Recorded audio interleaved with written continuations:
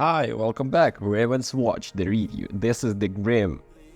This is the Grimm's brother fairy tale action.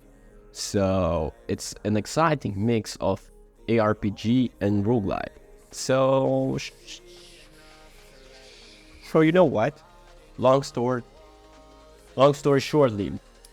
This week has been pretty great for me because there was so many releases like Bloom Down, The Dead Rising Deluxe, Bridgeway, and Mount Washing have all come across my desk and treated me to some downright enjoyable gaming experiences, and I'm thrilled to say that Ravenswatch continues the pattern, delivering a game that combines some of my favorite tropes, aesthetics, and gameplay genres into what turned out to be an awesome game.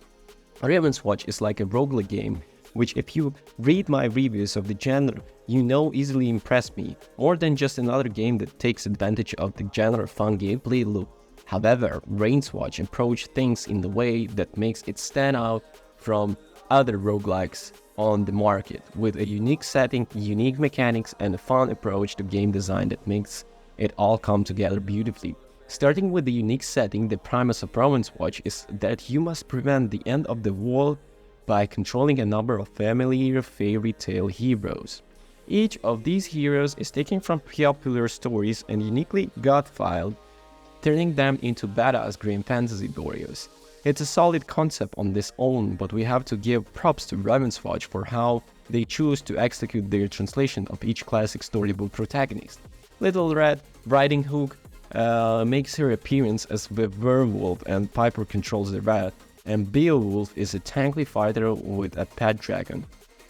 Not only are all of these ideas faithful yet creatively reimagined aesthetics translations of the original characters, but the game also carefully incorporates aspects of these stories into each character's mechanics in ways that feel fun and fulfill the fantasy of the strong character as presented by the game. This also allows these fantasies to feel strong without being overpowered or making the game easy. This game is usually designed for a roguelike, foregoing typical genre gameplay of the combat design, favoring a system more like to ARGP. Every character has a preset number of abilities and starting stats, and killing enemies grant XP that allows you a pick from a randomized selections of mobs to these abilities. Again, the best part about all of it, this is that the game allows you to fulfill the fantasy of the character you're playing and feel strong without breaking the game. Little Red transforms into a werewolf during each level night cycle against the player's controls and replaces her assassin-like abilities with a more bruiser-like kit. Carmilla is a powerful vampire costume who must absorb the blood of enemies to power up an incredibly bloody vortex that will shred throughout enemies but eat away at her health if she's not careful. Aladdin is nimble scrimshaw with access to the lamp, allowing him to grant powerful wishes for himself and his team, making him a support that keeps his allies from waiting anything. And character progression is locked behind your runs, allowing you to unlock further ability operations by getting as far as into the game's chapter as possible.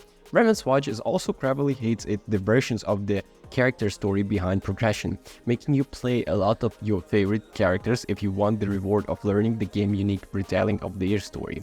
I really love the way the game handled their characteristics, abilities, and upgrades. It allows the character for the building is both fun and clever, with each character having several playstyles based on the options you pick up in the game. I love that Ravenswatch doesn't forget that it's a game meant to be enjoyed, and it's always room for the players to feel their abilities and fun and impactful, not just stat blocks to be balanced. The game levels formula is also pretty unique, and for this genre, rather than traveling objects procedurally generated rooms, each chapter generates a map with the different objects located throughout the hidden from you view. You are then given a set amount of time, usually about 20 minutes, to explore the map, gathering the upgrades and experience before a boss sprouts your forces to fight it. The level is only complete once the boss is defeated, and you have the chance to complete difficult challenges before it spawns to lower its HP, or you can outright the challenge it of the bait if you feel strong enough. It really feels like an IRPG, nicely and neatly consistent, offering you some of the best features from the game like Diablo with the convenience of the roguelike title. The best part is that the game is also multiplayer, allowing up to 4 players to join at fun at once.